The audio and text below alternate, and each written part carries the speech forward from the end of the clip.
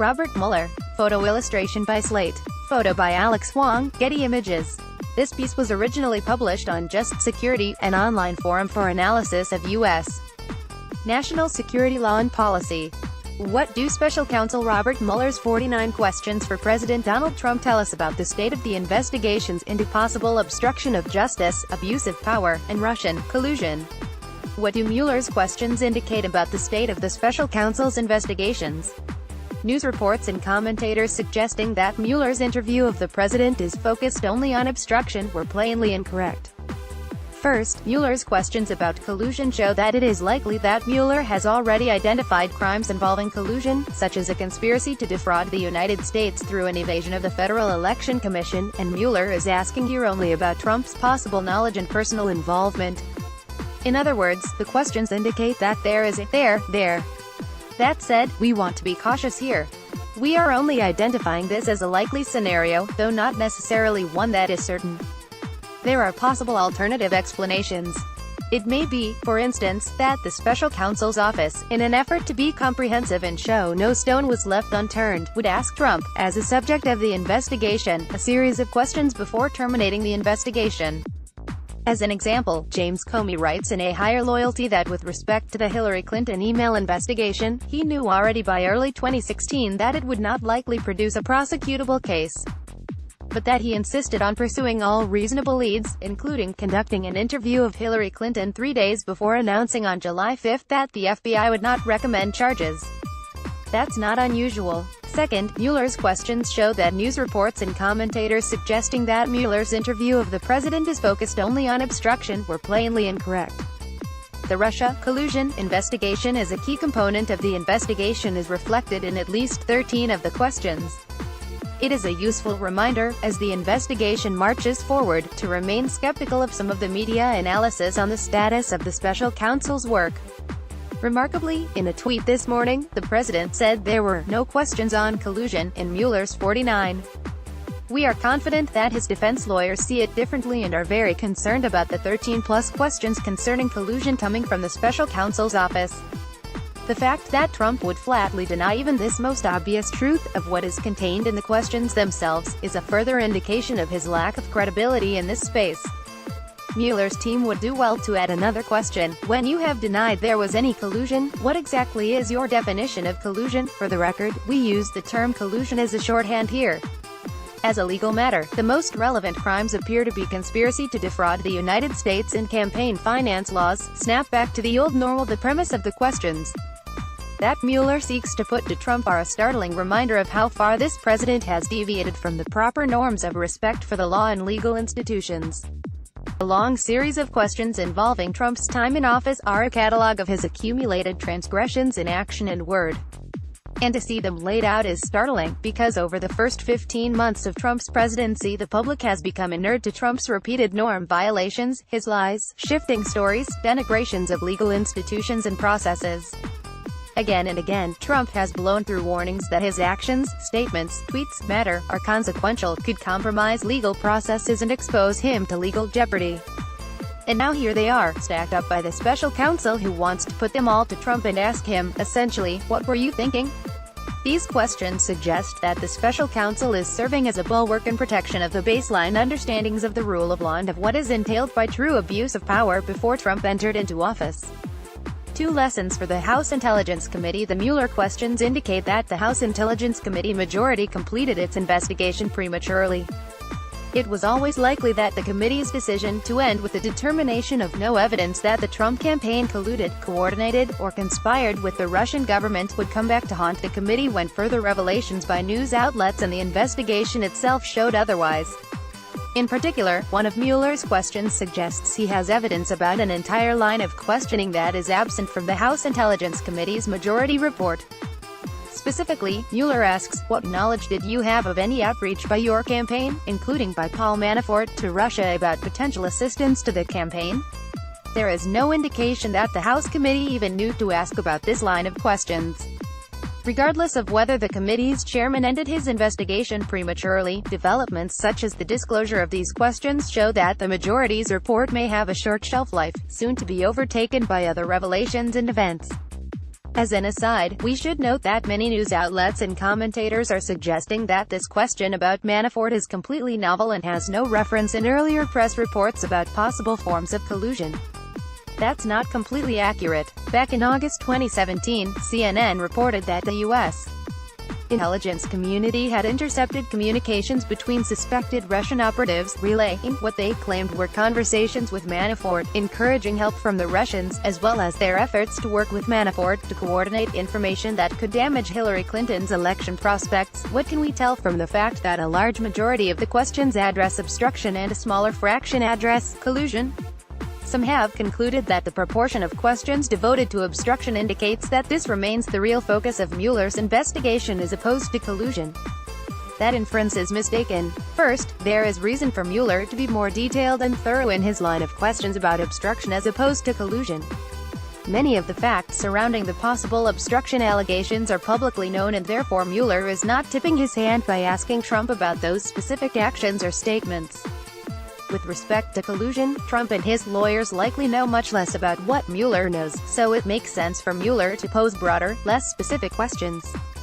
Second, to this point about the broad nature of the collusion questions, they appear to be general starting points that could be followed up by many, many more specific questions.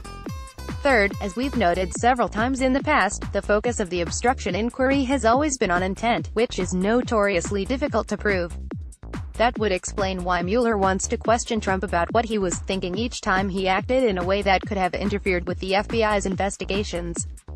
Collusion will likely turn more on proof of actions or agreements. If it is found that there were acts of collusion between the campaign and the Russians, the intent will likely be easier to prove. In other words, the two areas of law lead to a different set of questions asked in different sorts of ways. That means it is difficult to draw any insights about the relative state of the two investigations from these two sets of questions. What's missing from the questions? Possible financial crimes like money laundering are not a part of the Mueller questions. Watch Rep. Adam Schiff's remarks on the fact that this topic is missing from these questions. There are a couple questions that relate to Trump's business dealings, but these are evidently tied to potential motives for collusion and opportunities for collusion via business partners.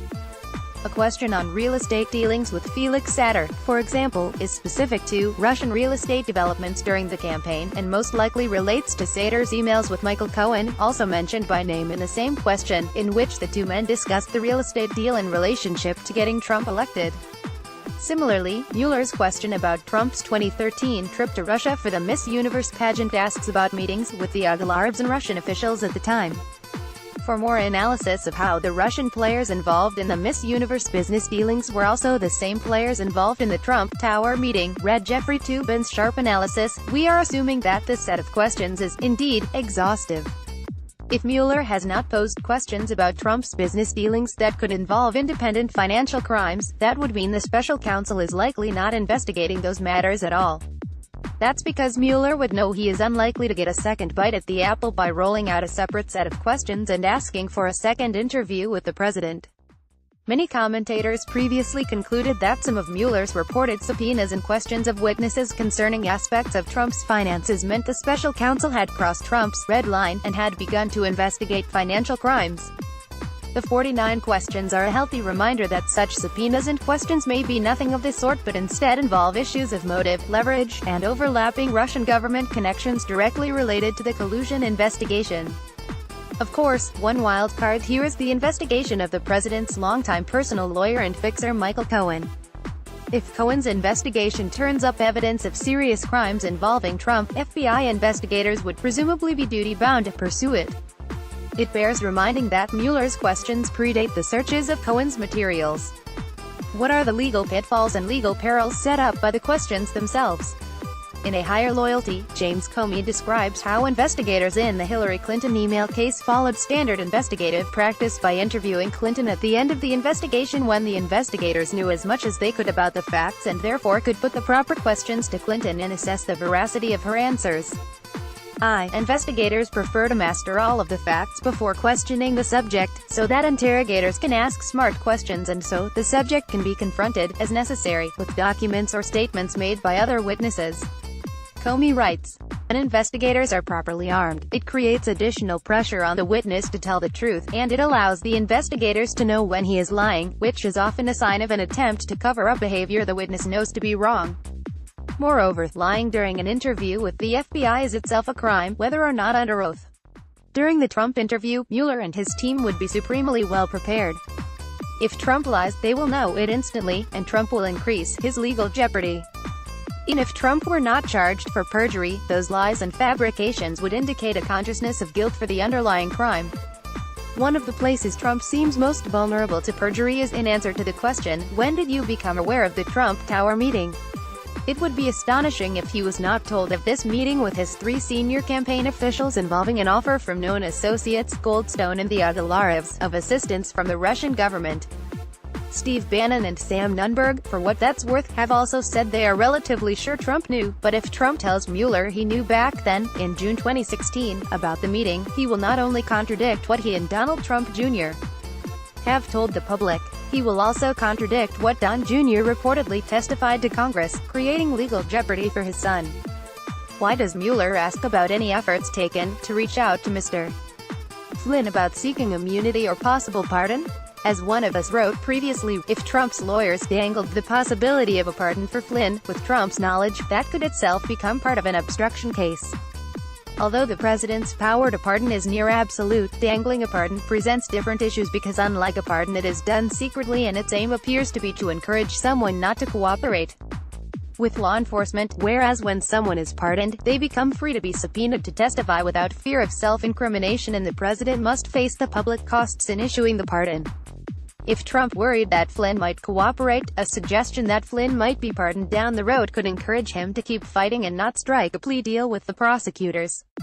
Such a dangle, therefore, could be part of a larger effort to block the FBI's investigations, and to impede those investigations reaching Trump and other members of his inner circle.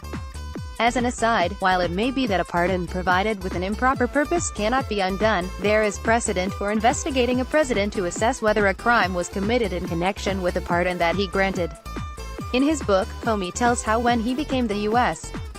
attorney in Manhattan, he inherited an investigation into whether President Bill Clinton's pardon of Mark Rich was the result of a corrupt bargain. In the end, the investigation was closed without any charges being put forward. Similarly, regarding immunity, one of us wrote in a previous Just Security essay that an early gambit by Flynn's attorney to get him congressional immunity to testify was also likely an effort to gum up the criminal investigation of his client. Under precedent dating back to the Oliver North and John Poindexter cases, a grant of immunity from Congress would likely have made it impossible for a criminal case to proceed against Flynn. Notably, Trump tweeted at the time that Congress should grant the immunity to Flynn. It is admittedly speculative on our part, but Mueller's question to Trump about whether he reached out to Flynn regarding seeking immunity suggests that Flynn might have told Mueller that the whole immunity ploy was Trump's idea to begin with.